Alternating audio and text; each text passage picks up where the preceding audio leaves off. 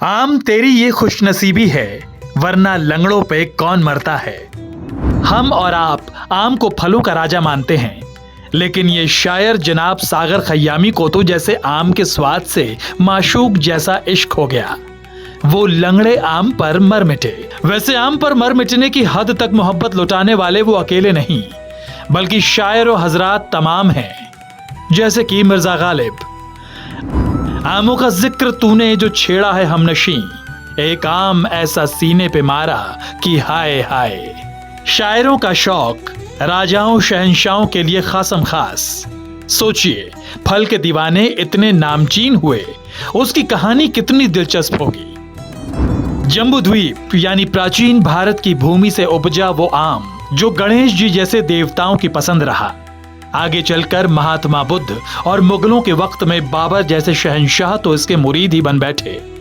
अब आलम ऐसा है जनाब कि दुकानदार बताए ना बताए, लोग आम देखकर उसकी खास प्रजाति पहचान ही लेते हैं। ये वाला सफेदा है, ये तो लंगड़ा निकला, अरे ये तो गुजरात का है, और ये हैदराबादी होगा।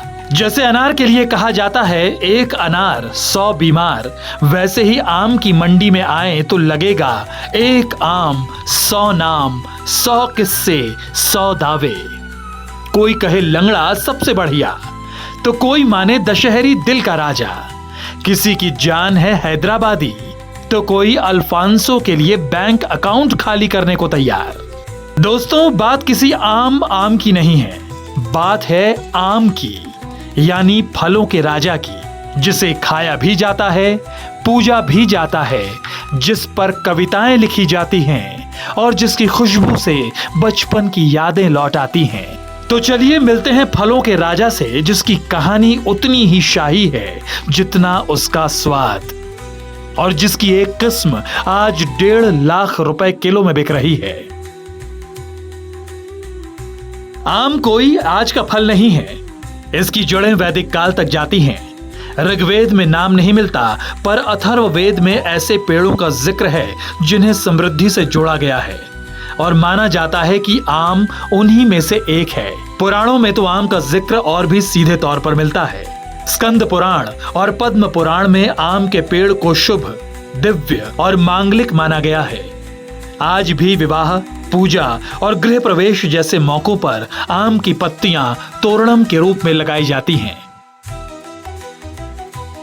कहते हैं कामदेव भी अपने प्रेम बाणों में आम के फूलों का इत्र लगाते थे। हिंदू और बौद्ध परंपरा में आम को पवित्रता, प्रेम और समृद्धि का प्रतीक माना गया है। भगवान गणेश ने अपने भाई कार्तिकेय को चतुराई से हराकर एक दिव्य आम जीता था। जीता हुआ वो आम सिर्फ एक फल नहीं था, वो बुद्धि की जीत का प्रतीक बन गया। और भगवान बुद्ध, उनके बारे में कहा जाता है कि वो आम के पेड़ के नीचे बैठकर ध्यान करते थे। वहीं चमत्कार भी हुए। आयुर्वेद में भी आम का खूब जिक्र है। चरक संहिता जैसे ग्रंथों में इसकी पत्तियां, बीज और गूदा औषधि माने गए हैं। यानी स्वाद और सेहत दोनों का राजा है ये आम। मुगल बादशाह आम के बड़े दीवाने थे। कहा जाता है कि बाबर को जब आम का टोकरा दिखाया गया तो उसी लालच में उसने इब्राहिम लोदी पर चढ़ाई कर दी। हुमायूं जहां जहां देश निकाला में गए, वहां आम भेजे जाते थे। उसी के नाम पर बना हुमायूं पसंद, जिसे कुछ जगह इमाम पसंद भी कहते हैं। और चौसा, वो नाम शेरशाह सूरी ने रखा था जब उसने बिहार के चौसा गांव में हुमायूं को हराया। अकबर ने तो आम की दीवानगी को ही एक नया रूप दे दिया। 1 लाख पेड़ों का लाखी बाग लगवाया, जिससे आम की खेती एक पेशा बन गई। पर जानते हैं, सबसे मशहूर आम प्रेमी थे शायर मिर्जा गालिब। अपने खेतों में उन्होंने आम को खुदा की नेमत कहा और अफसोस जताया कि अब 60 की उम्र में 10 से 12 से ज्यादा आम नहीं खा पाते। आम का सफर भी किसी बादशाह से कम नहीं रहा। 4वीं शताब्दी में यह दक्षिण पूर्व एशिया पहुंचा, 10वीं में पूर्वी अफ्रीका, और 1498 में जब पुर्तगाली भारत पहुंचे तो केरल में आम को मांगा कहने लगे।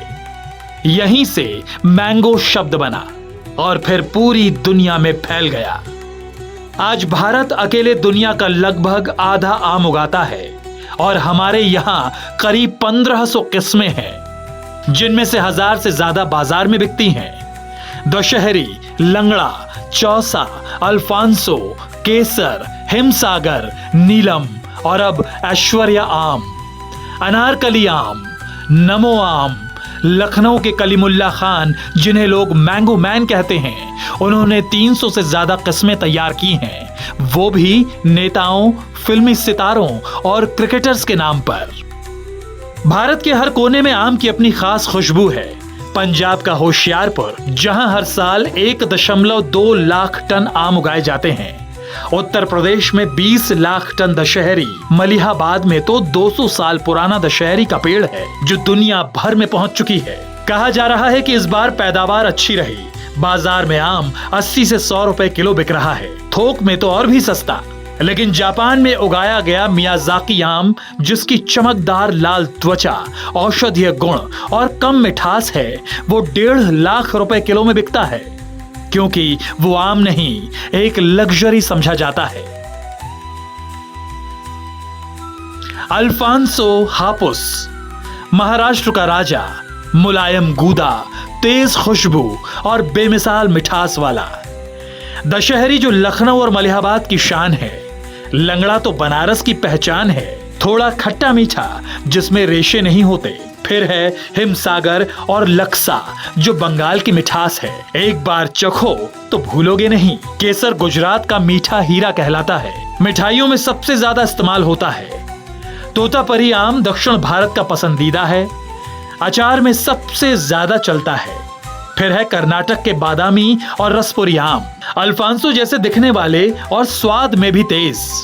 सदाबहार तो उत्तर प्रदेश की खासियत है, लंबे समय तक टिकने वाला और शहद जैसी मिठास होती है। काला आम, जिसे अंग्रेजी में टॉमी एटकिंस कहते हैं, ये गहरे बैंगनी छिलके वाला आम होता है जिसमें मिठास कम होती है। डायबिटीज यानी मधुमेह रोगियों के लिए बेहतर है। आम की बनावट ही एक डिजाइन बन गई। पेस्ली, जिसे दक्षिण भारत में मांकोलम और पंजाब में आम्बी कहते हैं, ये डिजाइन मंदिरों की दीवारों, साड़ियों और पगड़ियों तक में दिखता है। यानी आम सिर्फ खाने का नहीं, पहनने का भी हिस्सा है। तो अगली बार जब आम खरीदने जाएं, तो सिर्फ उसका दाम मत पूछिए, उसकी कहानी भी सुनिए, क्योंकि आम सिर्फ एक फल नहीं, एक एहसास है जिसमें रचा बसा है भारत का स्वाद, उसका इतिहास, उसकी संस्कृति और हम सबकी सामूहिक यादें।